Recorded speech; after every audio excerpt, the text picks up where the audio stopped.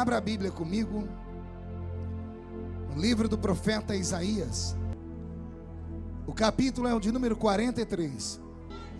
Mas agora assim diz o Senhor que te criou, ó Jacó, e que te formou, ó Israel: não temas, porque eu te remi. Chamei-te pelo teu nome e tu és meu.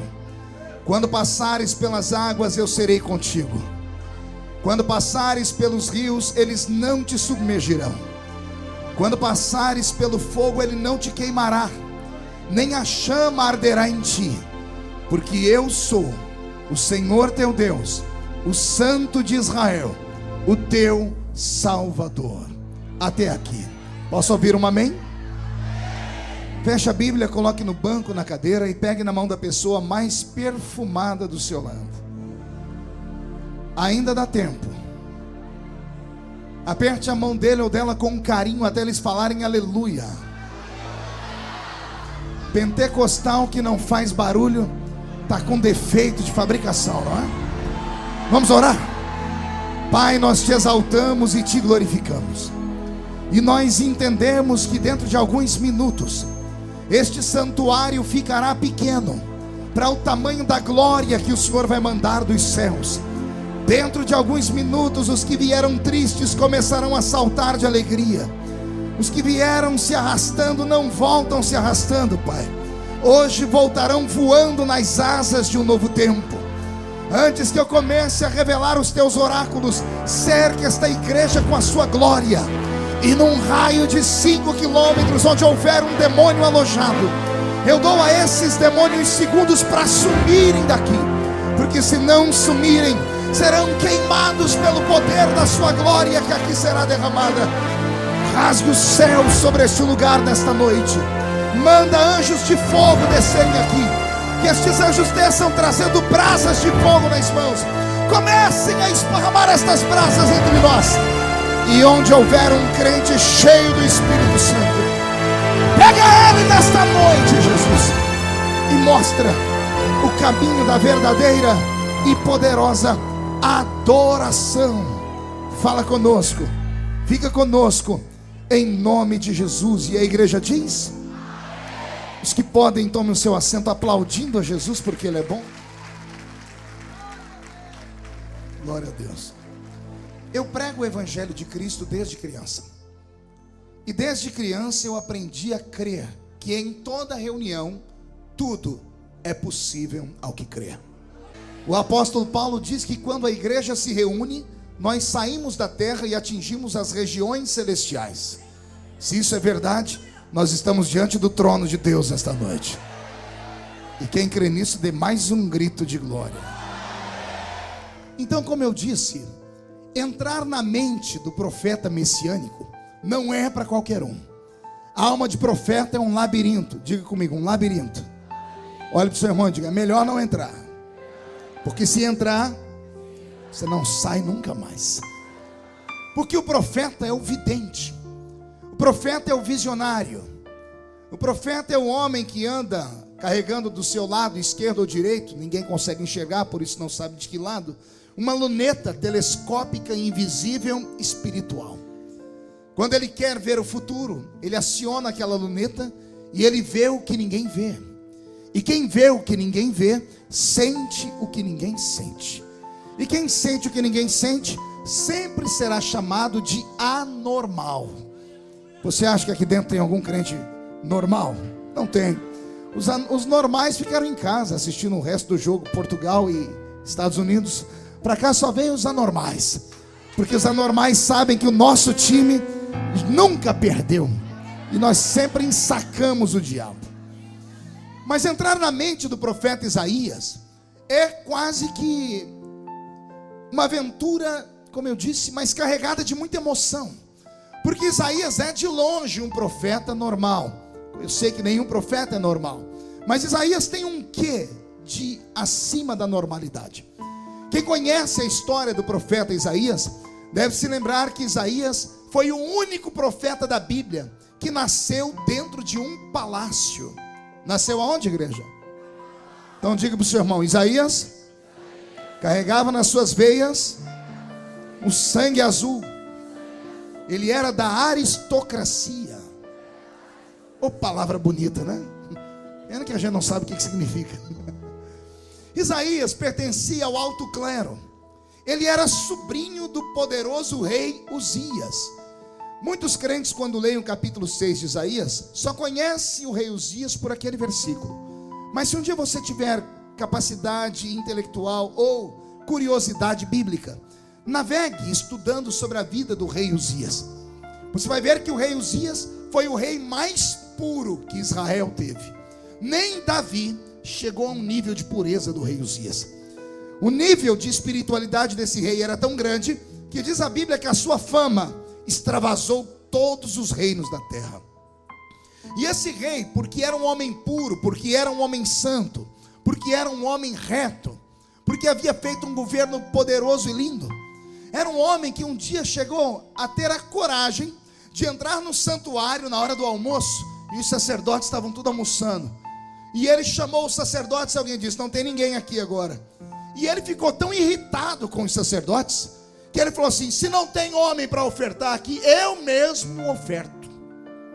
E ele entrou dentro do santuário, e ele consagrou a Deus um sacrifício, e ele achou que ele estava abafando, mas quando ele saiu do santuário, diz a Bíblia, nasceu na testa dele uma lepra. Na testa.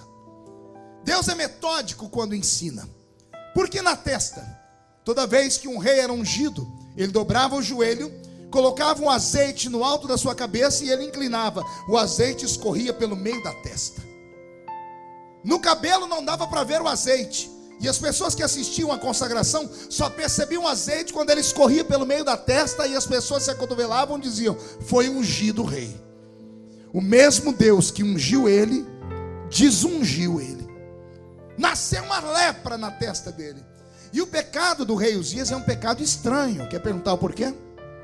Só fala se todo mundo perguntar. Uma coisa é você saber que uma pessoa está sendo punida porque ela pecou com o pecado de adultério, por exemplo, porque roubou, matou. Agora imagine um homem que foi pego num pecado que para muitos não é pecado. Ele pecou por ser puro demais. Pastor, como assim? Ele só cometeu esse pecado porque ele achou que ele era ineputável. Ele achou que ele era tão puro que ele podia fazer o trabalho de um sacerdote. O pecado dele foi um pecado de orgulho. Ele se orgulhava de ser mais santo do que os outros. Ai, Jesus, começou. Eu sei que aqui não tem, mas eu conheço um monte de gente assim. Só porque ele não erra, ele não acha que ninguém tem que errar. Só porque ele não faz, ele acha que ninguém tem que fazer. Ele acha que pode acusar, apontar o dedo, puxar o tapete, pedir para o pastor excluir. E tem uns que chegam a ameaçar: ou o senhor tira essa pessoa do ministério, ou eu mesmo saio daqui. Ai, infeliz. Deixa eu te dizer uma coisa: só pode falar isto aquele que tem uma cicatriz na mão esquerda e na mão direita, feita há 2000 anos atrás, no alto da cruz do Calvário. Só ele. Tirando ele, ninguém mais pode se orgulhar de nada. Amém até aqui? O rei Uzias era puro. A família era uma família regrada na fé. Como a família era uma família dedicada, antes de Uzias morrer, Deus achou por bem levantar o sobrinho dele como profeta. E o sobrinho dele chama-se Isaías. E o ministério de Isaías, parece que Deus, quando fez isso com Isaías, achou por bem nunca mais fazer com ninguém. Pode perceber que depois de Isaías, nenhum outro profeta sai do palácio, cara. Todo profeta sai do meio do povo. Todo profeta sai do lugar onde ninguém sai. Todo profeta sai do meio da luta, da tribulação. Todo profeta sai do meio do silêncio, do abandono, do preconceito sofrido. Porque parece que Deus entendeu que não adianta dar poder para quem já nasceu no poder, porque o homem se embebeda com o poder. E quando é um profeta que se embebeda com poder, o problema é grande demais. Quer perguntar o porquê? Leia do primeiro capítulo ao capítulo 6 do livro de Isaías. Você vai ver o que é um profeta arrogante. É um profeta que pega o dedo de profeta e vai apontando o dedo no nariz de todo mundo, dizendo: ai de ti que peca, ai de ti que bebe, ai de ti que adultera, ai de ti que adora deuses de pedra. Do primeiro capítulo ao capítulo 6 de Isaías, Isaías só sabe enfiar o dedo na ferida dos outros e falar que todo mundo não presta porque todo mundo peca. Ah, pastor, mas essa não é a função do profeta? Não. Quem conhece o texto do Novo Testamento vai entender que a profecia, ela tem 3 funções. Ela corrige sim, mas ela também conforta. Não pode haver profeta só com mão de ferro, gente. Tem que haver um profeta que olhe para você caído e diz: assim diz o Senhor, vou te levantar. Mas até o capítulo 6, Isaías só batia e espancava todo mundo. Também pudera. Quem é que tinha coragem de tocar naquele profeta? Todos os profetas da Bíblia as pessoas batiam. Pegue Jeremias parando dentro de um calabouço e morrendo com tuberculose. Pegue profetas como Oséias, que teve que casar com uma prostituta. Vida de profeta é vida lascada, e todo mundo enfia o dedo na vida dele. Mas na vida de Isaías ninguém colocava a mão. Quer perguntar por quê? Quem é que queria encarar o sobrinho do rei mais puro de Israel? Como ele era um ungido profeta e era sobrinho do rei puro, as pessoas até queriam puxar a orelha dele, até queriam brigar, mas todo mundo ria, aquele sorriso amarelo, dizendo: gente, é o sobrinho do homem. Isaías começou a entender que isso era Deus. Então ele começou a bater nas pessoas sem piedade, até o dia que o tio dele morreu. Aí é ele que diz: no ano em que morreu o rei Uzias, eu vi o Senhor assentado num alto e sublime trono. Já começou arrepio aqui na coluna. Olha o que ele está dizendo: antes do rei Uzias morrer, eu não via o Senhor. Também pudera. Uzias era maior do que Deus para Isaías. Uzias era o guarda-costa de Isaías. Era ele que protegia, dizendo: vai meu sobrinho, pode profetizar que eu garanto de cá. Pode bater que eu seguro de cá. Nós dois somos uma casta pura. A gente pode bater em quem quiser. Pode ir que eu estou contigo. Mas no dia em que o tio dele morreu o guarda-costa. Ele correu para dentro do templo, porque ele lembrou quem consagrou ele. Quem consagrou ele não foi o tio. Quem consagrou ele foi Deus. A unção que vem da horizontal, qualquer um pode tomar.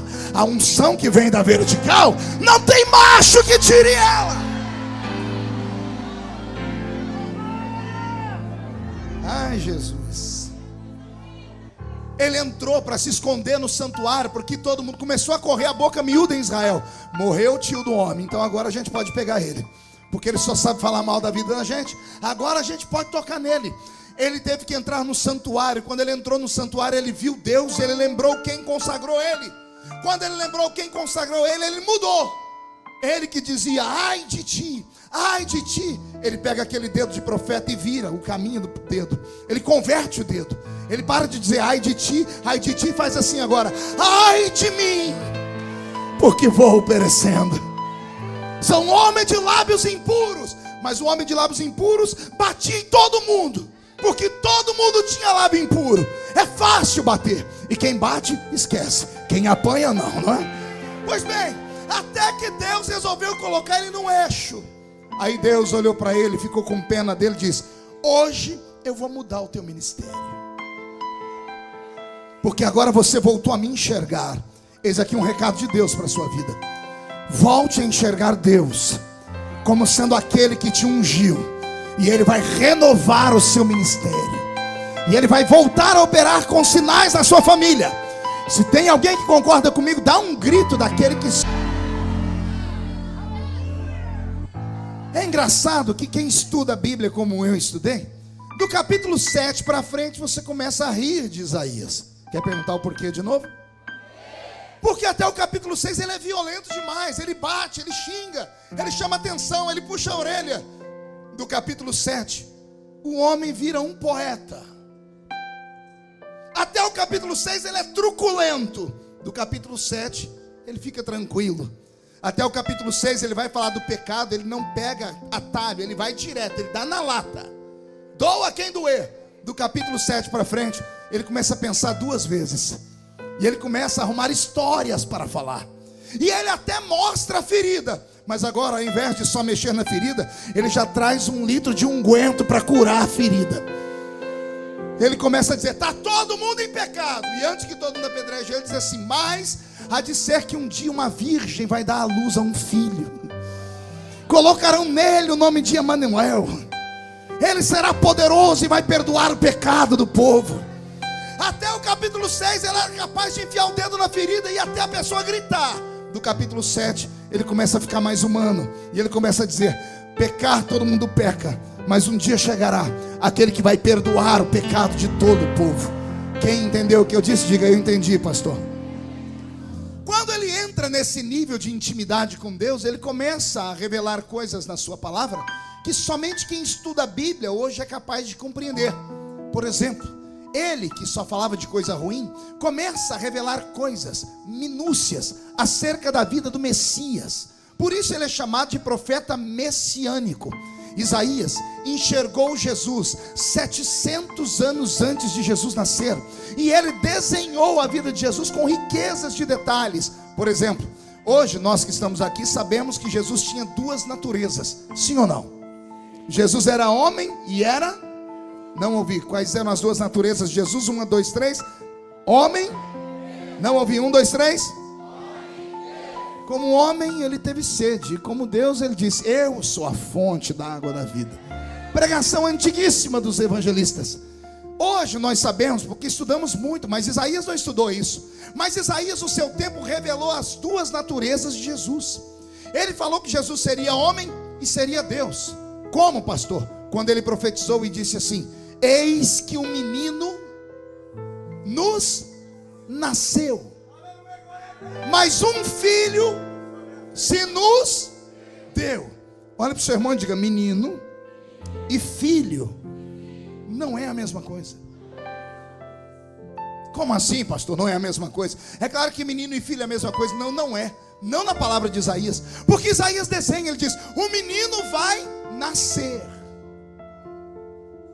o filho não vai nascer. Ele diz: o menino nos nasceu, mas o filho se nos deu. Ele está dizendo assim: Maria vai dar à luz a um menino. O pedaço de carne, a parte humana vai sair da barriga dela, vai nascer. Deus não pode nascer. Quer perguntar o porquê? Deus que nasce não é criador, é criatura. Então quem vai nascer é o menino. Mas ele diz: o menino nasce, mas o filho não nasce. O filho é dado. O filho é o eterno. É Isaías dizendo assim: Maria vai fabricar a carne, mas o que vai encher a carne já existe desde a eternidade, que é o Cristo, o Filho do Deus vivo. Isaías se transforma num grande exegeta, e ele começa a ensinar a palavra com muita revelação. Ele traz uma revelação que eu amo contar ela, por exemplo, quando ele diz assim, que o nome do Messias vai ser Emanuel. Qual o nome do Messias? E a Bíblia fala o significado. O significado de Emanuel é? Não ouvi, é? Olha para o seu irmão e diga: é muito mais forte do que isso. Quer perguntar por quê? A palavra Emanuel na Bíblia, se você pegar aí os escritos mais antigos, você vai ver que ela tem dois M's. E-M-M-A-N-U-E-L. Na verdade, no original, não existe uma palavra com nome próprio. São três palavras. É in, tracinho, men, tracinho, el. Immanuel. Aí, quando o padre João Ferreira de Almeida foi fazer a tradução para a nossa língua portuguesa, ele achou por bem tirar os hífens e transformar numa palavra própria, um nome próprio. E o seu nome será Emanuel. Emanuel significa de fato Deus conosco, mas Immanuel não, porque são três palavras. A palavra in, usada na língua inglesa também, ela aponta para algo que está dentro. In, dentro. A palavra men também vem do inglês, é homem. Homem vem de humus. Humus vem de terra, barro. E o sufixo el é usado no nome de Deus, o grande El Shaddai, o grande Elohim. Então quando a Bíblia diz Immanuel, ela está dizendo assim: dentro, barro, Deus. Aí quando a gente coloca na linguagem certa, fica Deus dentro do barro. Então, na verdade, não é Deus conosco. Deus conosco é Ele catando na sua mão e indo com você para a escola, para o trabalho. Mas Deus dentro de nós não é Deus pegando na sua mão, é Deus te colocando no colo. É Ele indo com você para a escola, indo com você para dentro da sua casa. Isto é o grande Emanuel. Eu quero saber se existe algum barro aqui e se há Deus dentro desse barro. Se Deus está dentro de você, agora não dá um grito, não, dá um berro de glória a Deus.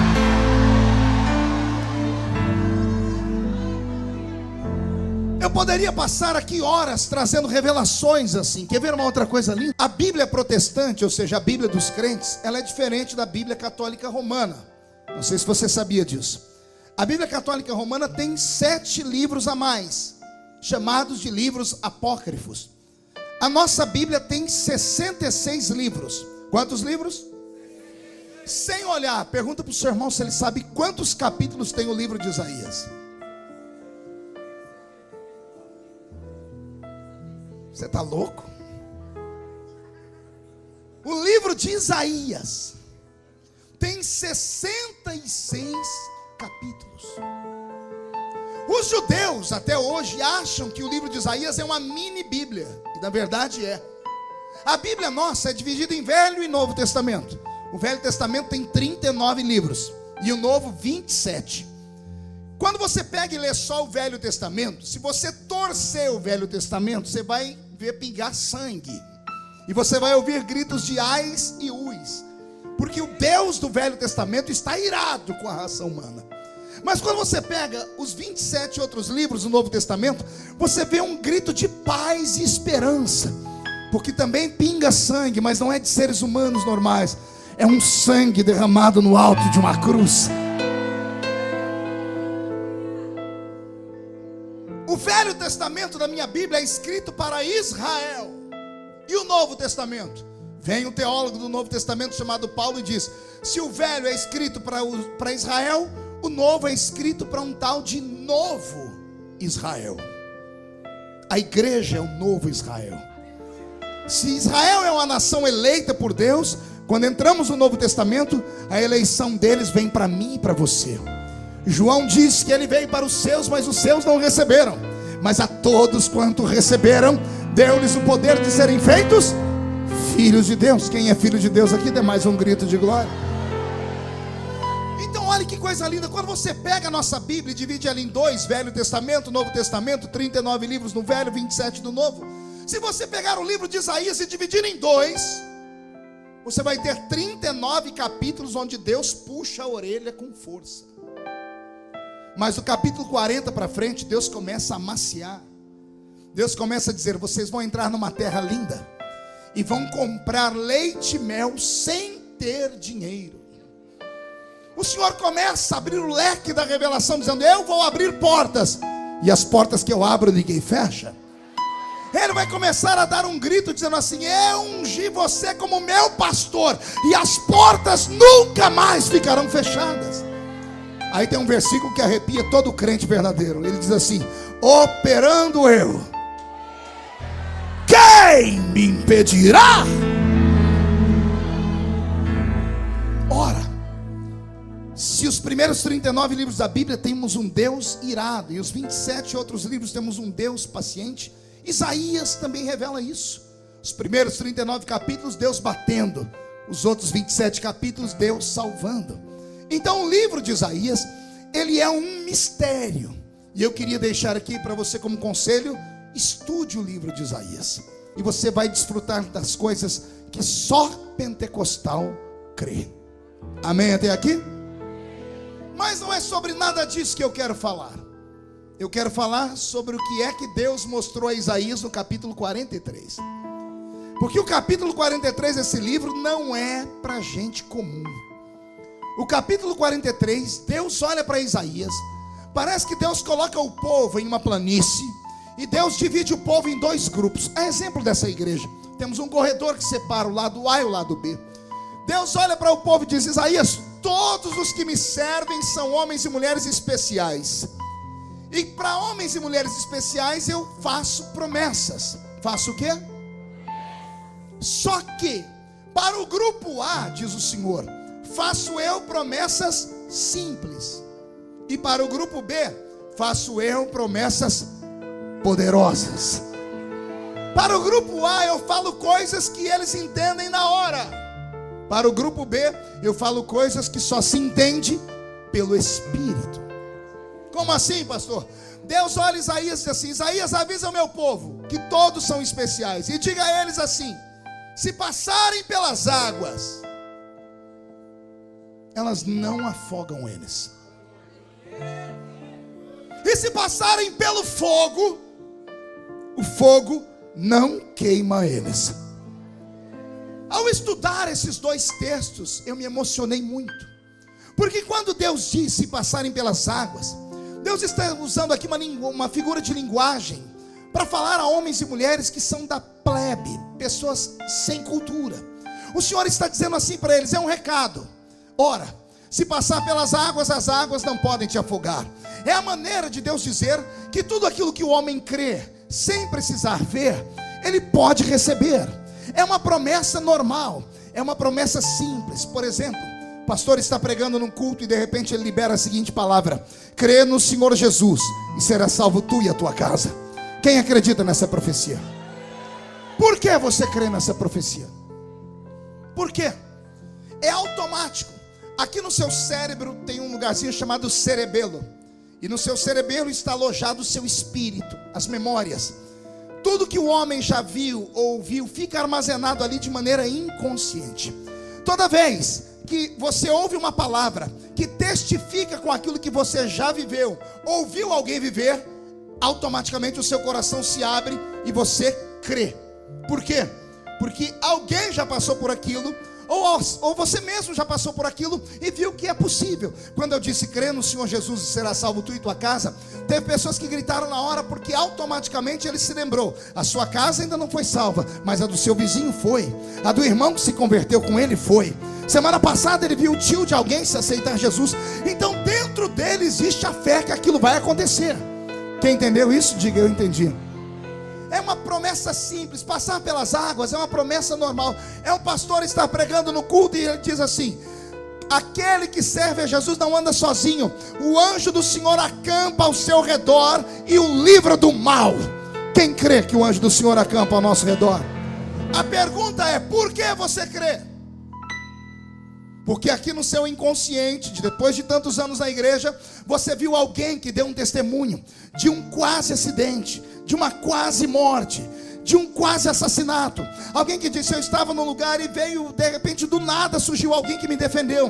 O que nós chamamos às vezes de sorte, o que nós chamamos às vezes de coincidência, na vida do crente não é nem sorte, nem coincidência. Na nossa vida é a mão de Deus operando sobre nós. E nós atribuímos todo o livramento ao anjo do Senhor. Amém até aqui? Diga para o seu irmão: isso é uma promessa simples. E promessa simples é só para gente simples. Olhe para mim, levante a mão direita, faz um carinho nas costas do seu irmão e diga: vai doer um pouquinho. Quando eu falo promessa simples para pessoas simples, eu não estou falando para pessoas pobres que só tem 2 dentes na boca, o zagueiro e o atacante, nada disso. Eu não estou falando para pessoas que são analfa de pai, beta de mãe, nada disso. Quando eu falo promessa simples para pessoas simples, eu estou usando aqui um termo de linguagem para não ferir. Na verdade, são homens e mulheres que estão na igreja há tanto tempo, que já não acreditam em nada mais a não ser que possa ser provado. São pessoas que só acreditam naquilo que pode ser provado através da química, da física ou da matemática. São crentes como Tomé: só acredita se ver, só acredita se fizer sentido, só acredita se for racional, só acredita se fizer dentro dele uma cócegazinha dizendo assim: isso aí pode acontecer, isso aí pode em algum momento da vida virar realidade. É isso que eu estou dizendo. Existe um grupo no nosso meio que infelizmente só acredita naquilo que ele vê, e só acredita naquilo que ele tem uma prova física. Alguém deu testemunho de cura, a pessoa diz: só creio se eu ver o exame. Alguém falou que ganhou uma casa, a pessoa: só creio se eu ver o documento que alguém deu mesmo. Estamos vivendo uma época em que ninguém acredita em mais nada, Porque tem tanto falso testemunho e tem tanta gente que vive enganando as pessoas. Então, para essas pessoas, para Deus respeitar a sua fé, para elas não irem para o inferno, Deus é camarada, Deus é um gentleman. Ele é na vida da pessoa aquilo que a pessoa crê que Ele é. Para essas pessoas que não acreditam em nada, Deus não se atreve a fazer promessas que eles não compreendem. Para essas pessoas, Deus só manda o profeta dizer aquilo que elas entendem, porque senão elas vão murmurar. Quem entendeu, diga eu entendi. Agora existe o outro grupo. É um grupo de gente que não é normal. É um grupo de gente que acredita no invisível. É um grupo de homens e mulheres que vão atravessando as ruas da cidade. Já enterrou 10 filhos. A mulher já mandou amaldiçoar o seu Deus. Está com uma lepra no corpo. Perdeu a casa e tudo mais. Mas quando alguém olha para ele e diz assim, ó, eu sei que o meu Redentor vive.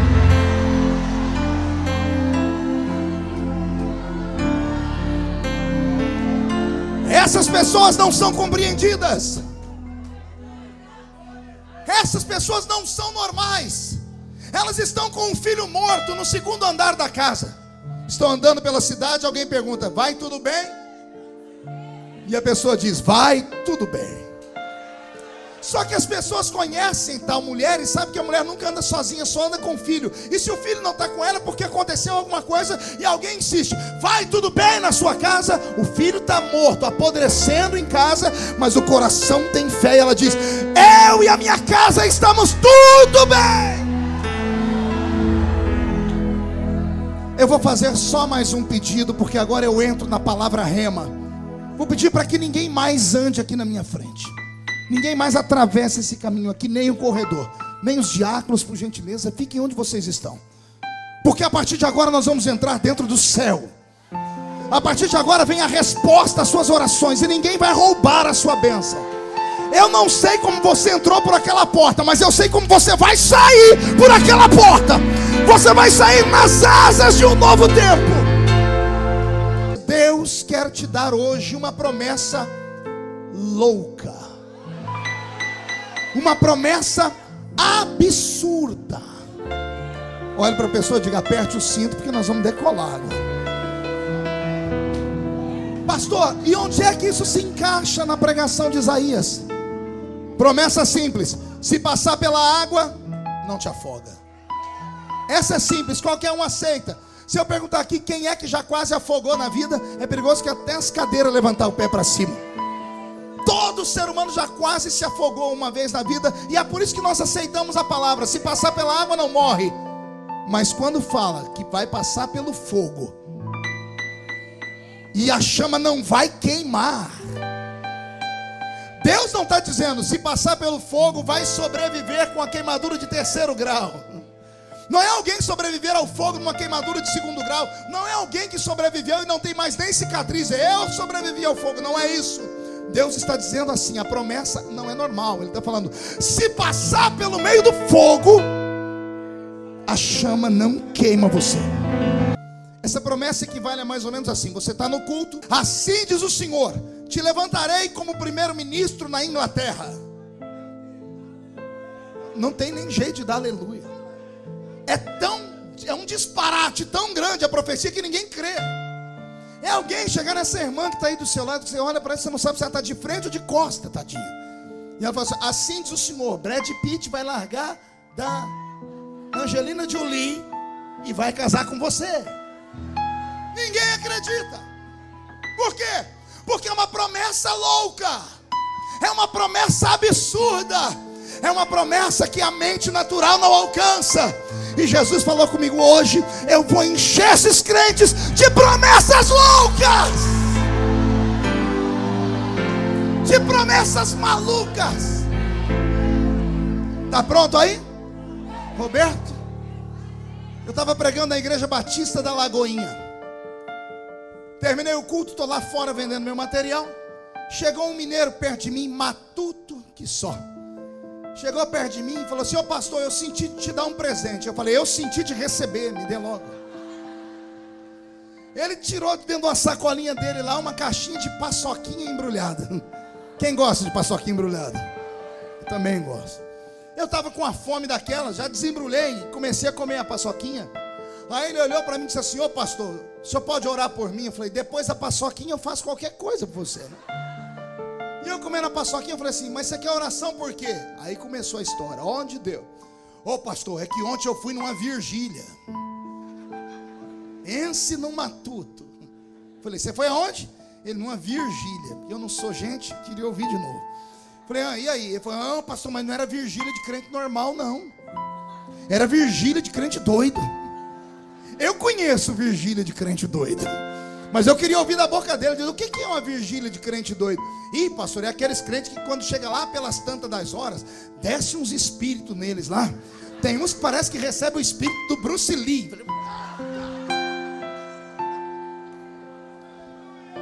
Falei: ah, e aí? Eu gosto desse tipo de vigília, né? Foi daí, pastor, lá pelas tantas, na vigília dos crentes doidos, veio um profeta doido. Eu conheço profeta doido de vigília de crente doido, mas eu queria ouvir dele. Porque que é um profeta doido, meu filho? Ih, pastor, aquele profeta que quando ele vem profetizar pra gente, ele quase mata a gente do coração. Falei: como assim? Eu estava lá escorado na parede, já era quase 4 da manhã, que a vigília de repente ela é em ondas, né? Tem hora que vem aquela glória e daqui a pouco murcha. Daqui a pouco vem a glória, é a onda que vem sobre a praia e volta, né? Naquele recuo da água, ele diz: quando está todo mundo quieto, o profeta veio na ponta do pé por trás dele. Foi que o profeta pôs a mão no ombro dele e falou: pastor, não deu tempo de virar. Foi porque quando eu fui virar, ele falou assim: homem! Ai, ai, ai, hein?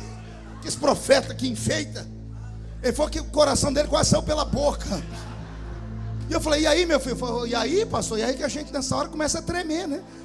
Eu falei: e aí? Aí que o profeta agarrou minha mão. Eu disse: e aí? E aí ele falou assim: homem, entra tu comigo nessa carruagem de fogo, ó.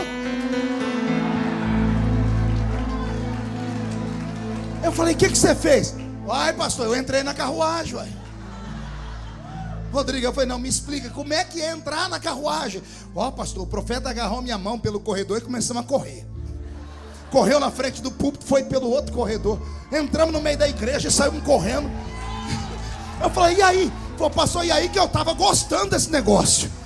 De repente o homem mirou a rua, pastor, e saiu na rua. Corremos até a esquina e voltamos. Ele entrou de novo na igreja e quando estava no meio do corredor, chegando no púlpito, pastor, ele brecou e me empurrou. Eu saí catando cavaco no chão.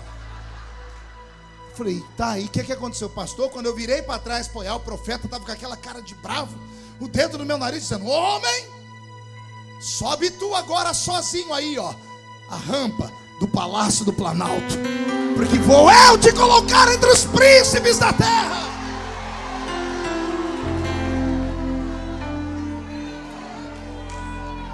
Profeta doido de vigília, de culto doido, de crente doido da missa. Quando ele falou isso, eu também senti a alegria que vocês sentiram. Só que ele acabou de contar e teve uma crise de riso, que a barriga dele balançava. Enfiei a mão no meu bolso, tirei um cartãozinho meu. Enquanto ele ria, anotei o número do meu celular. Estiquei a mão para ele. Ele parou de rir e falou: o que é isso, pastor? Eu disse: é o número do meu celular. Ele catou e disse: para quê, pastor? Eu falei: ai, meu filho, para quando você subir a rampa do palácio, lembra de mim quando entrar no seu reino. Ao invés dele ficar alegre, ele olhou para mim e disse: pastor, o senhor acredita mesmo nisso? Aí ele abaixou a cabeça. Quando ele levantou, eu fiquei com pena, porque ele começou a chorar. Ele disse: pastor, eu moro numa casinha aqui que a minha porta da frente é escorada por uma cadeira de fórmica. Só a minha geração sabe o que é isso. Eu falei: pastor, na minha casa eu vendo doce na rua de Belo Horizonte para dar comida para minha mãe e para meu pai. Não sei ler, não sei escrever, não tem nem uma bicicleta. O senhor acha que eu vou subir a rampa do palácio, pastor? Botei a minha mão no ombro dele e disse: meu filho, se foi o meu Deus que falou.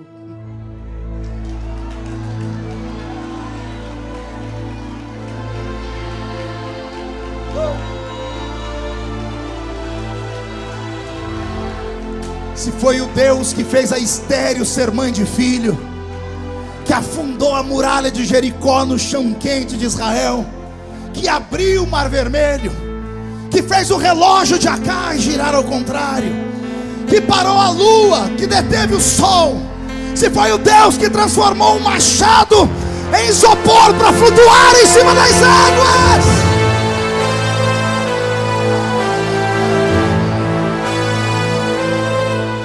quem viver verá. Quem viver verá acontecer. Tome o seu assento.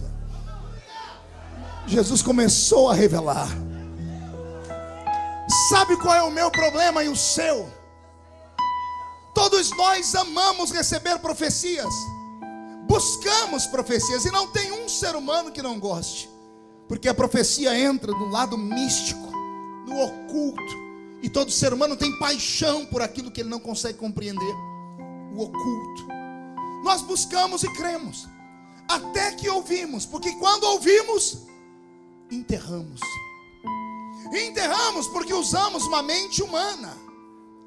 A gente começa a tentar equalizar. Eu lembro quando eu era menino lá na Vila Tatu, eu andava pelas ruas evangelizando, entregando folhetinho, e tinha um amigo meu que era o Marco Belisário, que hoje é pastor na cidade de Mococa. Quando passava um avião no céu, a gente parava e ficava olhando igual dois bobos. Aí eu olhava para ele e disse: um dia eu vou voar nesse trem aí, ó. Ele olhava para mim e disse: será? Eu disse: uai, você não estava naquela vigília? Qual? Aquela que o profeta falou que eu vou entrar ainda num pássaro de aço. Porque profeta é assim, né? Ele cria umas linguagens bonitas, né? Olha aí esse pássaro de aço. Mas humanamente falando, eu morava na Vila Tatu, andava de chinela havaiana. Todo sábado eu ia para a roça, apanhar laranja, algodão, café. Trabalhei no corte de cana. Minha mãe lavadeira, não sabe ler nem escrever até hoje. A gente morava em 12 pessoas em 2 cômodos. E aí vinha Deus e falava: vou te levar pelo mundo. Eu nem sabia que o mundo era tão grande, mas eu nunca desisti. Um monte de gente chegava em mim e dizia assim: lá vai ele de novo. Porque profeta, ele tem um detector de ungido. Pode perceber, quando vem um profeta de revelação na igreja, geralmente ele revela sempre a mesma pessoa. O profeta, ele é sensitivo, ele sabe quem Deus escolheu. Às vezes ele não sabe para quê, mas ele sabe que alguma coisa vai acontecer com ele. Cumpre a você acreditar naquilo que o profeta falou. Cumpre a você guardar a profecia dentro de você. O seu problema é que você começou a andar com gente que não vale nada, não vale uma cibalena. Não, pastor, na igreja não tem gente assim não. Será que não? Os maiores coveiros de sonhos moram dentro da igreja. São pessoas que nunca receberam nada, e quando vem alguém querer receber, ou alguém receber, querem logo tirar. Eu profetizo em nome de Jesus que hoje nós vamos atropelar esses coveiros, porque vai acontecer.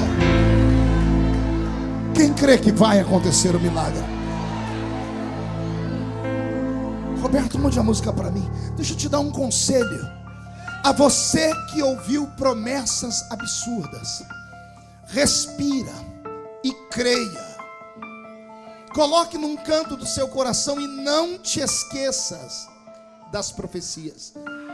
Todo dia de noite, antes de dormir, relembra o Criador. Não que ele precise que alguém relembre, mas ele precisa ver que você ainda acredita naquilo.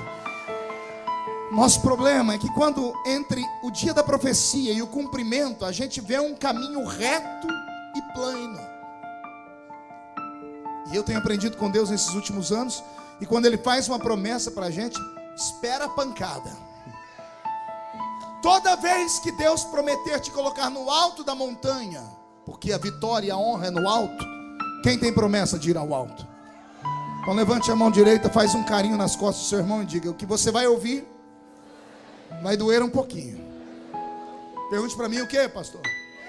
Toda vez que a profecia do Senhor e a promessa falar que vai te colocar lá em cima, antes de você ficar olhando lá para cima, pegue o alto da profecia e vire ela para baixo.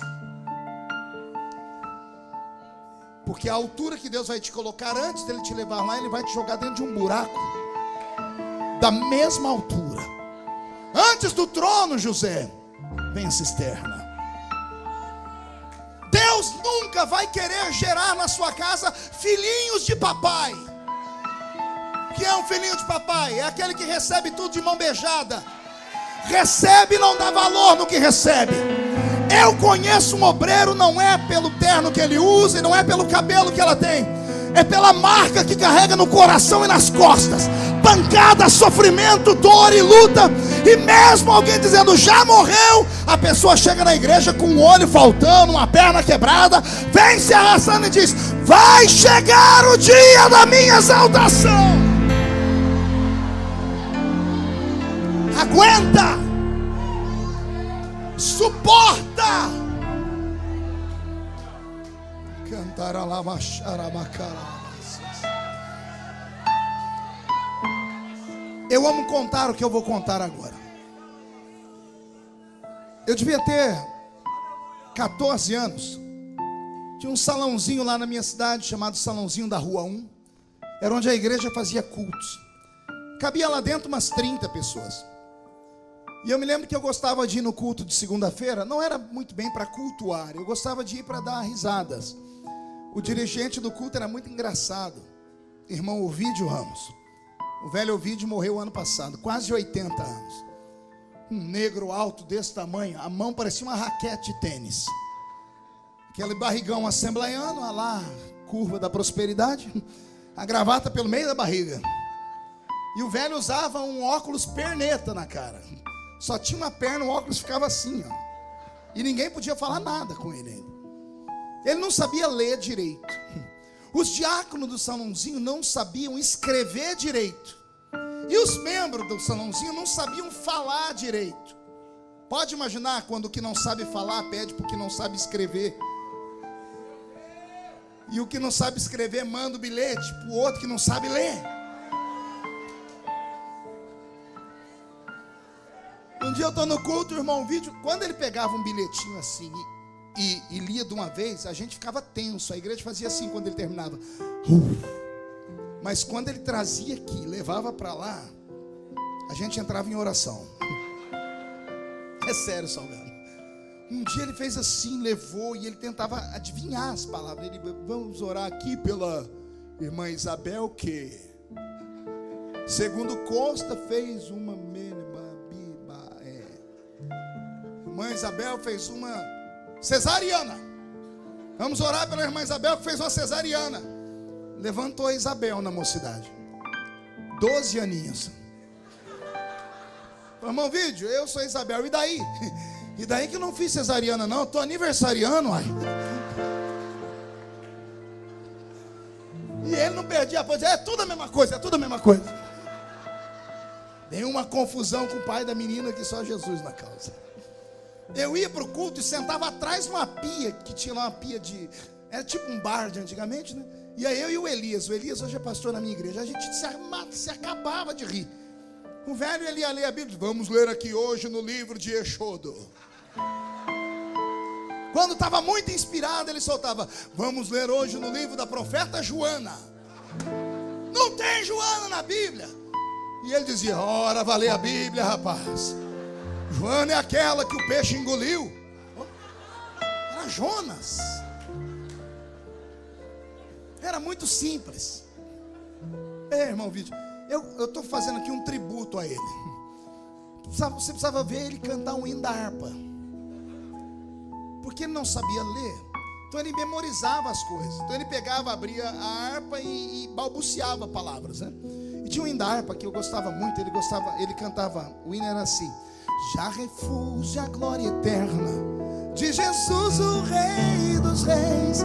Lindo o hino, não é? O irmão Vídeo fez um milagre um dia. Ele pegou a letra de um e botou na música do outro, e deu certo. Ele começou assim: já refúgio a glória eterna de Jesus, o Rei dos Reis. Em breve os reinos desse mundo seguirão mais suas leis, e os sinais da sua vinda já se mostram cada vez. Ele conseguiu cantar Asa Branca. Ele fez um milagre. E eu rindo, moleque já viu, eu rindo aqui. Levantou a profetisa da reunião, chegou em mim e falou: você está rindo o quê, menino? Da música que o irmão Vídeo está cantando, ora, vai se converter. Você não está vendo que ele está cantando um cântico espiritual?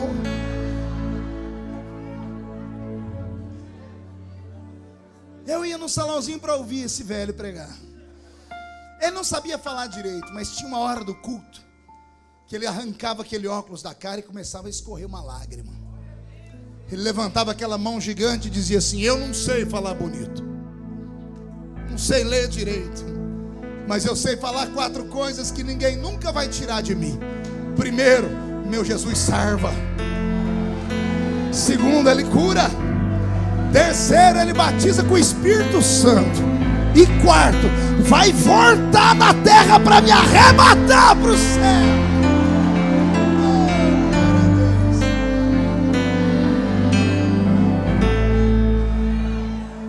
Num dos cultos do salão, Deus tomou a profetisa da reunião, a irmã Maria de Paula. A irmã Maria de Paula, quando Jesus tomava ela, a gente ficava com medo, dá vontade de enfiar debaixo do banco. Ela começava a marchar e dançar, e ela soltava umas profecias daquelas de arrancar tatu da toca e sabiá do toco. Teve um dia que ela levantou no meio da igreja e disse assim: ai, tu que dizes que me amas e não me amas, tu me enganas. Vou eu aí, mas não precisou. Mas há uns 30 correndo para o altar, se jogaram. A gente morria de medo dela. Era ungida, era uma mulher cheia do Espírito Santo. Você ri porque não era você que congregava lá. Eu era marcadinho, ela me olhava, eu já fazia assim: já estou indo. Oh meu Deus. Um dia Deus tomou essa velha, que ela quase me matou do coração. Ela bateu os pés aqui, eu estava atrás, ela virou de uma vez e apontou o dedo no meu nariz. Ah, meu Jesus. Ainda bem que eu não tinha comido vatapá naquele dia. Senão não vatapá nada, destampava tudo. Ela apontou o dedo no meu nariz e disse assim: meu filho, chegará um tempo na sua vida que eu vou te usar tanto, mas tanto, que você vai falar para cima e para baixo, para frente e para trás, para a esquerda e para a direita, ao mesmo tempo, porque eu tenho pressa em arrebatar a minha igreja. Profecia bonita, né? Eu estava chorando, falando em línguas, aí lá no púlpito um sininho, lembra do sininho, Salgado? Nossa geração libertou a igreja disso. Você não é dessa época. Esse pastor bravo pegava o sininho, tocava até a gente calar a boca. Tocava até todo mundo quietar, e todo mundo quietou. Aí o presbítero que estava na reunião, que não era o irmão Vídeo, era o outro, era o único presbítero estudado que a gente tinha. Ele olhou para aquela velha e disse: respeito a senhora, irmã Maria, mas não posso deixar coisa errada na igreja. O que a senhora profetizou para esse menino aí é uma heresia. A velha não sabia ler nem escrever, falou: o quê? Heresia. E ela: o que é isso? Heresia é aquilo que leva o homem para o inferno. É anti-Deus, é anti-Bíblia, é anti-Cristo. E a velha começou a tremer e disse: eu não falei esse trem de heresia não. Eu só falei que ele vai falar para cima, para baixo, para frente, para trás, para direita e esquerda ao mesmo tempo. Aí ele disse: isto é uma heresia, irmã Maria. E ela: por quê? Porque só Deus pode estar em cima e embaixo, na frente e atrás, à esquerda e à direita ao mesmo tempo. Só Deus é onipresente. Anjos não são onipresentes, demônios não são onipresentes. Tem muita igreja que mente, porque tem 10 cultos na mesma hora e eles chamam o chefão, e o chefão vem nos 10 cultos. Não é, nem todo mundo é chefe. Tem igreja que entrevista Lúcifer todo culto, e Lúcifer não pode estar em vários lugares ao mesmo tempo. O diabo engana a igreja. O único que pode estar em todos os lugares ao mesmo tempo chama-se Jeová. Davi disse: se eu colocar a minha cama no alto da montanha, tu aí estás. Se eu descer ao inferno, lá tu também estás. Para onde me iria eu da sua presença? Quando ela falou isso, quando o velho falou isso para ela, eu entendi. Eu parei de dar glória a Deus e me deu uma raiva, porque eu fui enganado. O presbítero me convenceu pela mente que ela estava errada. Quando eu ia olhar para ela para sentir raiva, eu não conseguia. Eu conhecia a vida de oração dela. 12 horas ajoelhada por dia. No lugar do joelho tinha um caroço, de tanto que ela orava. Eu queria ficar com raiva dela e não aguentava. Eu olhava para ela, a mente não entendia nada, o coração acelerava. Eu olhava para o presbítero, o coração baixava, parava de bater forte. A mente entendia. Pela primeira vez na vida eu fiquei com uma dúvida entre a razão e a fé. Razão é mente, fé é coração. Muitas vezes somos traídos pelos nossos pensamentos, porque nós queremos que as coisas se cumpram e aconteçam do nosso jeito. A gente ouve a profecia e nós traçamos a maneira de Deus trabalhar. E Deus não é empregado do homem. Deus cria formas de trabalhar. Você está esperando milagre vir da sua família? E se Deus resolver usar o ímpio para te ajudar? O que é que você faz? Eu estava em Brasília esperando a igreja se levantar o ano passado para orar por mim. A igreja não se levantou naquele período. Apareceu dentro do meu gabinete um macumbeiro. E o macumbeiro, ao invés de me perseguir, falou assim: ó, eu vou estar batendo tambor para te ajudar, viu? Ó, que desgraça. E quando Deus quer mandar um avivamento de onde você não espera? Porventura não está escrito que o vento sopra onde quer? Ouves a sua voz, mas você não sabe de onde ele vem, nem para onde vai. Aquele que tem uma promessa não deve questionar, deve apenas dizer: cumpre, Senhor, nos meus dias, enquanto eu ainda tenho força para viver a promessa. Quem tem uma promessa gigante na vida? Então creia, vai acontecer. Pegue ela, põe no coração e dá um grito daquele tamanho que só você sabe. Eu olhava para o presbítero e acreditava nele. Eu olhava para ela, acreditava nela. Acabou a história. A irmã Maria nunca mais profetizou. Ele matou o ministério dela. Foi envergonhada, a notícia esparramou. E ela, que era uma profetisa de honra, começou a ser desprezada. Os anos passaram. Ela permaneceu na igreja. Jesus cumpriu parte das promessas da minha vida. Um belo dia eu estou descendo do púlpito, agora eu sou pastor. E o homem ainda é presbítero. Terminou a reunião, ele está no meio do corredor, eu estou conversando com os irmãos. Quando eu olho para o meio do corredor, está ele e ela, juntinhos. O que eu não entendi a vida inteira, em 5 segundos, Jesus me revelou. Anote isso. Quando a promessa é profunda, Deus dá um nó na sua cabeça. Deus não deixa você compreender, porque se você compreender agora o que vai acontecer na sua vida daqui uns dias, você desvia. Você apostata ou fica grande demais, ninguém vai te suportar. Está entendendo? Deus, Ele não mostra as claras para não estragar você. Quando eu olhei para o meio da igreja e vi os dois e entendi o que eu não entendi a vida inteira, Deus me deu uma mensagem. Pergunte qual? Anote aí. Primeiro Deus complica, depois Ele descomplica, e só depois Ele explica porque Ele complicou. Anotou aí ou não?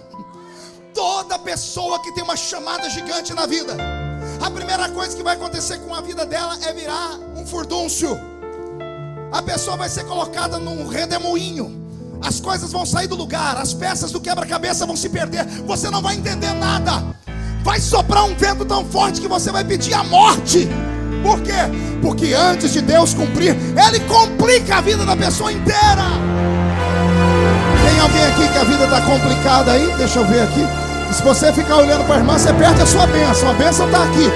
Só quem está com a vida complicada dá um grito de glória aí. Senta aí. Pastor, o senhor arruma umas coisas loucas, tem como provar na Bíblia? Tem. Deus chamou Moisés e disse: Moisés, você vai tirar o povo daqui e vai levar para a terra prometida. Valeu, Senhor. Quando ele saiu do Egito, Moisés, que conhecia toda a topografia daquele lugar, a geografia daquele lugar, como a planta da mão dele, a palma da mão dele, ele está indo por um caminho. Deus diz assim: Moisés, você está indo por aí por quê? Porque aqui é o caminho. O Senhor diz: não, segue a nuvem. Moisés está indo para cá, a nuvem está indo para lá. Ele falou: Senhor, mas a nuvem está indo para um lugar errado. Moisés, quer discutir comigo? E lá vai Moisés com o povo. A nuvem levou o povo para a beira do Mar Vermelho. Quando chegou na beira do mar, Moisés nem olhou para o povo, ele olhou para o céu. Eu não falei para o senhor que o caminho estava errado? E agora? Deus diz para ele: por que clamas a mim? O que você tem na mão? Eu só tenho um pedaço de madeira. Moisés, seria um pedaço de madeira na mão de qualquer pessoa. Na sua mão, qualquer coisa vira arma, porque você é ungido. E agora, Senhor? Fere as águas. Primeiro Deus complicou, sim ou não? Levou ele para um caminho sem saída. Deus vai te levar para um caminho sem saída. Para quê? Para sua confiança ser inteira nele. Quando ele chegou e tocou na beira da água, a água se abriu, o mar se abriu, virou um caminho.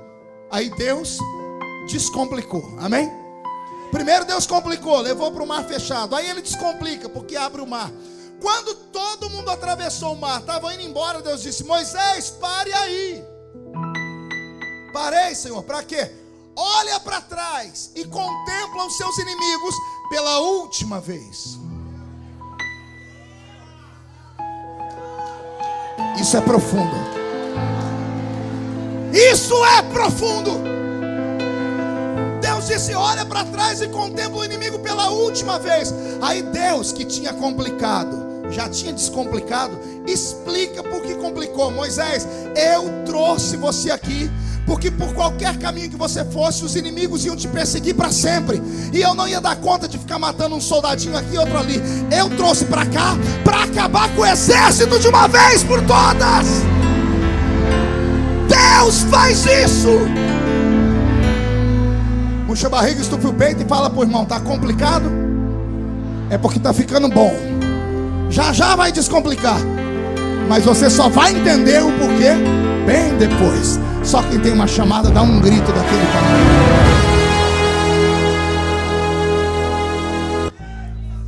Eu estou no corredor, vi os dois, entendi. Deus descomplicou. Aí eu chamei os dois, sentamos no banco. O presbítero falou: o que o senhor quer, pastor? Eu queria que hoje o senhor pedisse perdão a essa velha. E ele: por quê? Não lembrava, né? Quem bate esquece, né? A velhinha olhou para ele e disse assim: eu lembro muito bem quando o senhor me humilhou, viu? Ele olhou para ela, olhou para mim e disse assim: mas também aquele dia ela quis falar que você ia ser Deus. E deu uma risada de deboche. Eu disse: ela nunca falou que eu seria Deus. Ele olhou para mim arrogante e disse: e falar em cima, embaixo, à esquerda, à direita, para trás e para frente ao mesmo tempo não é um atributo divino? Não é onipresença? Eu disse: nem sempre. Tem outro nome isso aí. Ele olhou para mim e disse: qual o nome? Eu disse: tecnologia. Ele ficou igual a alguns crentes aqui, perdidinho. E ele falou assim: como assim tecnologia? Eu disse: quando eu morava aqui na Vila Tatu, pobre de marré, nem eu, nem o senhor e nem essa velha sabíamos que um dia Deus me daria um ministério com DVDs. Quem aqui já assistiu um DVD meu? Tá brincando? Sério? Quem assistiu de manhã, de tarde, à noite, de madrugada? Lembra? Quem aqui assistiu numa segunda, numa terça, quarta, quinta, sexta, sábado, domingo, janeiro, fevereiro, março, abril, maio, junho, julho, agosto, setembro, outubro, novembro, dezembro? Quer dizer então que eu já entrei na sua casa? Eu acho que do Brasil todo eu sou o pregador, não o melhor, porque isso não existe, mas eu acho que eu sou o pregador que o povo ama, porque eles me chamam de Marquinho. Termina o culto, vem tirar foto com uma intimidade, porque eu entro na casa deles todos os dias. Me vem pregar, conhece minhas mensagens de cor. Mas calma aí, eu nunca fui na sua casa. Mas como é que eu preguei dentro da sua casa? Vem outra parte. O dia que eu estava pregando na sua casa, só Deus sabe em quais dos 70 e tantos países do mundo onde eu já preguei tinha alguém assistindo naquela mesma hora uma mensagem. Só Deus sabe, enquanto eu prego aqui em Pirituba, quantos caminhoneiros estão singrando o nosso país, e na boleia do caminhão está chorando porque está escutando lá o sonho de José. Só Deus sabe em qual casa nesse momento tem gente que não veio para o culto, triste, magoado, mas entrou na internet, e enquanto estava lá se acabando, o Espírito Santo diz: digita aí no Google Marco Feliciano, e lá assistiu a mensagem, o dia da aprovação. Só Deus sabe, enquanto eu prego aqui agora, onde é que eu estou pregando. Ou seja, hoje eu prego em cima, prego embaixo, prego para frente, prego para trás, prego para a direita, prego para a esquerda, ao mesmo tempo. e ninguém tem nada a ver com isso. Está pronto para receber uma palavra profética? Você não tem noção do que Deus é capaz de fazer para cumprir aquilo que Ele te prometeu. Se preciso for, Ele abre covas. Se preciso for, Ele fecha covas. Se preciso for, Ele muda o governo do país. Se preciso for, Ele fecha o ministério ou Ele abre o ministério. Se preciso for, Ele usa o urubu ungido. Quando Deus fala, a palavra não cai por terra.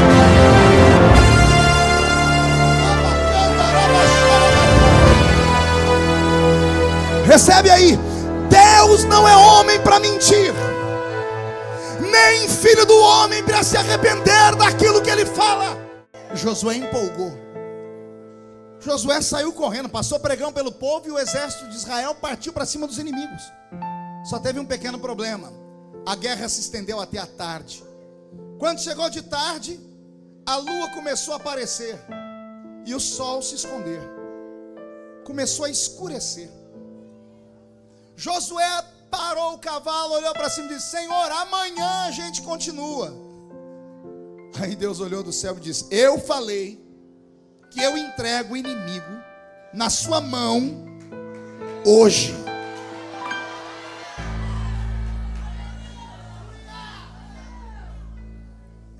Estou imaginando a cena, Josué olhando para o céu e disse: então o senhor dá um jeitinho no meu cavalo.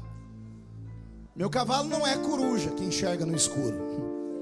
Meu cavalo não é morcego, ele não tem radar que vai pelo trepidar das rochas. Eu não enxergo no escuro, olha lá, o sol está se escondendo e a lua está nascendo, está ficando de noite. Eu imagino Deus sentado no trono olhando para baixo, os serafins aqui atrás cantando santo, santo, e um serafim olhando para o outro dizendo assim: santo, santo. Os serafins dizendo: o que é que ele vai fazer agora? Deus olhando para baixo, imagina ele falando: eu e a minha boca. Mas eu falei.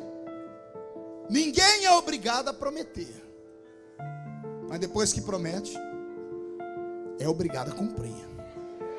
Se homem é isso, imagina Deus. Deus olhou e disse: vou resolver esse problema agora. Deus arregaça as orlas do seu manto, imagino eu.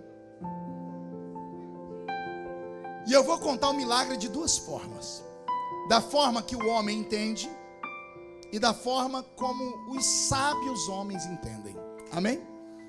Josué era um homem que viveu 3.000 anos antes de nós, não conhecia ciência, não sabia de nada. Até quem diga que esse texto é mentiroso, porque a Bíblia diz que o sol parou. E a nossa geração hoje sabe que o sol não para, porque ele não se move. Nós vivemos num sistema heliocêntrico, tudo gira em torno do sol. Aí os ateus dizem que a Bíblia é mentirosa, porque a Bíblia diz que o sol parou. Não é que a Bíblia diz, é que o homem que viveu naquele tempo não sabia que a terra que girava.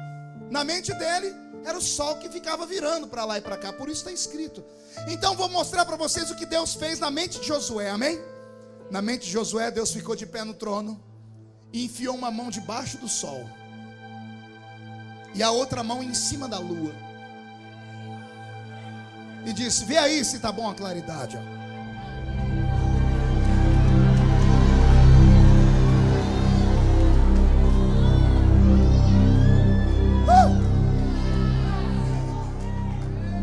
Imagina José falando assim: ó, só mais um pouquinho de luz. Pois não. E Josué perseguiu os inimigos naquele dia e não escureceu até que o último caiu por terra, porque na mente deles só era hoje enquanto havia luz. Amém até aqui? Agora olhe para o seu irmão e diga para ele: cuidado para não ter um infarto. Vamos explicar para os ateus o que aconteceu. Vamos explicar para os homens e mulheres sábios. Na verdade, o que aconteceu não foi sol parar ou lua se parar. Na verdade, o que Deus fez foi algo tão extraordinário que Deus ameaçou toda a criação do universo. Stephen Hawking é o maior físico vivo até hoje. É um inglês. Só funciona a pontinha do dedo dele. Com a pontinha do dedo ele escreveu um livro dessa grossura. Pense num gênio. Ele herdou o potentado de Einstein. Esse homem escreveu um livro chamado Universo numa Casca de Nós. E ele crê na teoria do Big Bang, que o mundo surgiu a partir de uma explosão. Dessa explosão, os átomos, os nêutrons, os íons, os elétrons começaram a se expandir, e o universo é um corpo que cresce. O universo cresce e na nossa Via Láctea tudo gira como se fosse o horário de um relógio. Você já soltou água na pia de cozinha? Vocês vão continuar isso. Obrigado, vocês são tão bonitinhos. Já viu uma pia de cozinha quando você solta água na pia? Quando você solta água na pia, a água gira de que lado? Ela gira no sentido horário. Ela não gira ao contrário. Há um magnetismo na Terra que faz com que tudo nela gire no sentido horário. A Terra funciona da mesma forma. O Sol está parado e a Terra que gira, primeiro ao redor dela e depois ao redor do Sol. Isso nós aprendemos na 6ª série em ciências. O processo de rotação e translação. A Terra leva 24 horas para dar um giro em torno dela mesma. E leva 365 dias de 24 horas para dar giros ao redor do Sol. Nesses 365 dias, que são o formato do ano, quando ela se afasta do Sol, vem o inverno. Quando se aproxima o verão. Todo mundo entendeu isso aqui, amém? Tudo gira no sentido horário. A Terra gira em torno dela no sentido horário, e ela gira no sentido horário ao redor do Sol. Quando ela gira, todos os planetas que são da nossa órbita giram junto. Gira a Lua, tudo. São 9 planetas ao redor do Sol, e a Terra é o terceiro. Quem está entendendo até aqui, diga: eu estou entendendo. O que Deus fez foi algo anormal. Mas antes de explicar o que Deus fez, deixa eu explicar por que a Terra gira. Quem aqui já cozinhou feijão numa panela de pressão? Todo mundo, né? Se não fosse aquela válvulazinha da panela, o que aconteceria com a panela? Por quê? Pressão. O centro da Terra é uma grande panela de pressão. Dentro da Terra tem uma massa de metais derretidos que chega a um potentado incalculável de calor que não dá para falar aqui. É quase que o centro da Terra tem o mesmo calor quase que da superfície do Sol, para você ter uma ideia. A Terra está em ebulição. Imagine um mar de ferro derretido borbulhando. Ela só não explode porque os gases saem pelos sulcos da Terra, e esses gases vão parando pelo meio dela e criando água. Daí temos os lençóis de água, os lençóis freáticos. Quando a Terra está trabalhando desse jeito, essa água vai passando pelos sulcos de terra e chega na superfície onde estão a relva. E nós sabemos que as plantas durante o dia liberam para nós não ouviu?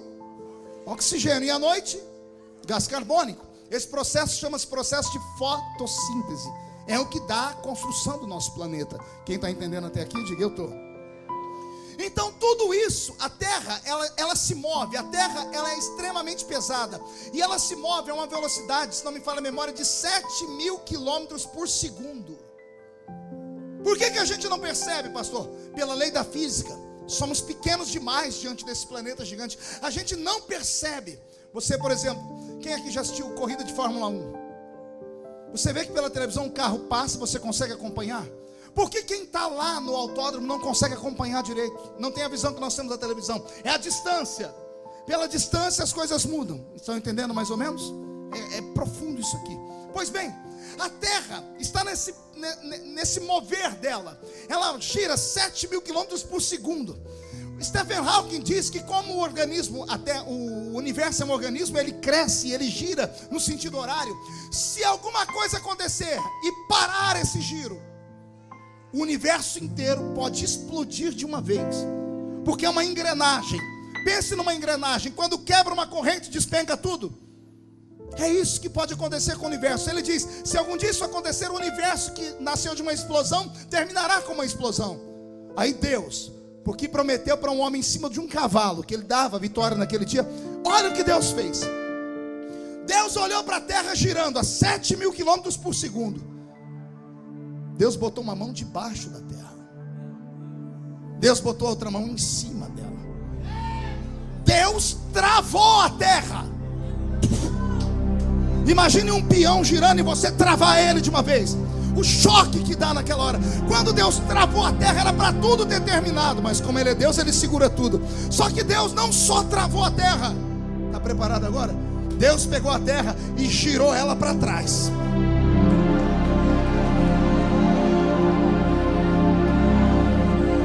Não, você não entendeu, eu vou falar de novo. O meu Criador parou esse planeta girando a 7.000 quilômetros por segundo, pegou a terra e virou ela ao contrário, só porque tinha um homem em cima do lombo de um cavalo que tinha uma promessa.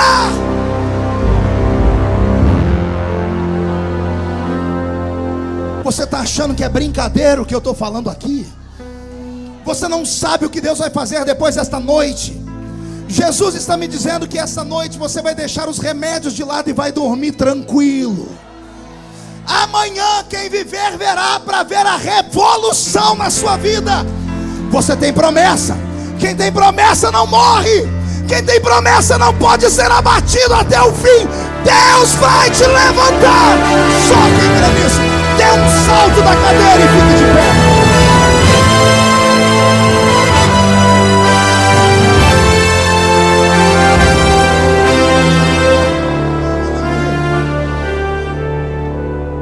Você tem promessa? Pegue na mão de quem está do seu lado.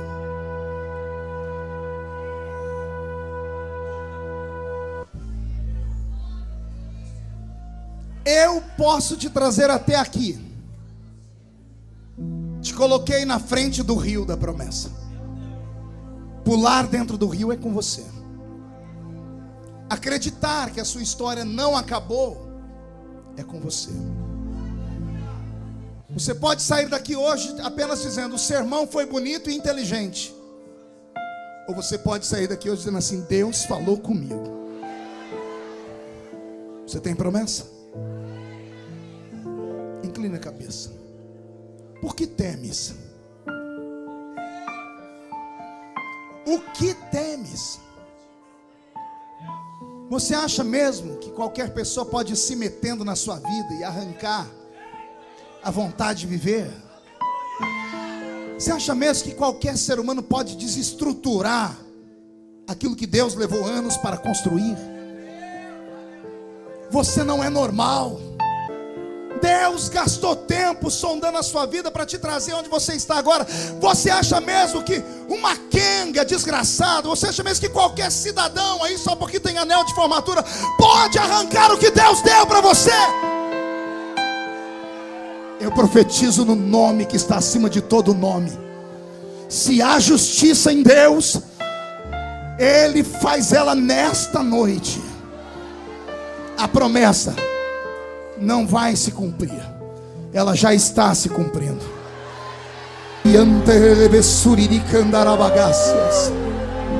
Terloim telomantre velesturi di cuevaramahas.